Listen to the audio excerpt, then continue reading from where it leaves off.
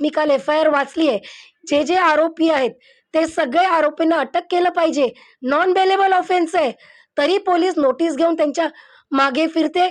आज असे गुंड लोक, आज असे दादागिरी करणारे लोक जर फिरत राहिले तर इलेक्शनचा माहोल खराब होईल आणि याची जबाबदारी कोणाची असेल? इलेक्शन कमिशनर त्या ऑफिसमध्ये बसून काय करतायत तिकडे? त्याचबरोबर जे कलम लावले, जी घटना घडली त्याची पूर्णपणे मी माहिती घेतलेली आहे. घटना पण पूर्णपणे त्याने कोणी नीट FIRमध्ये लिहिलेली नाही आहे. पूर्ण दबावाखाली काम केलं गेलं आहे. आज अशा गुंडांसाठी मला खेद वाटतोय की कुठला आमदार जाऊन पोलीस स्टेशनमध्ये बसतोय.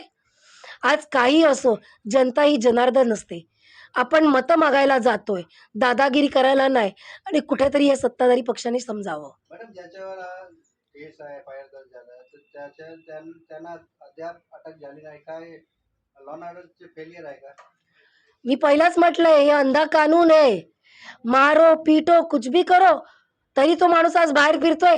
आज माझी इलेक्शन कमिशनरची मागणी आहे, 10 दिवस आहेत, इलेक्शनचा माहोल खराब करायचा नाहीये.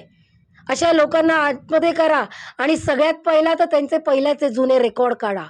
त्यांच्यावर आधीच्या केसेस आहेत की नाही आणि अशा लोकांना तुम्ही फिरून देता ते या वॉर्डाचे आहेत की नाही ती माहिती करा. असे कुठेही जाऊन दादागिरी करतील आणि मारामारी करतील तर चालणार नाही. काँग्रेस पक्ष हे चालून देणार नाही.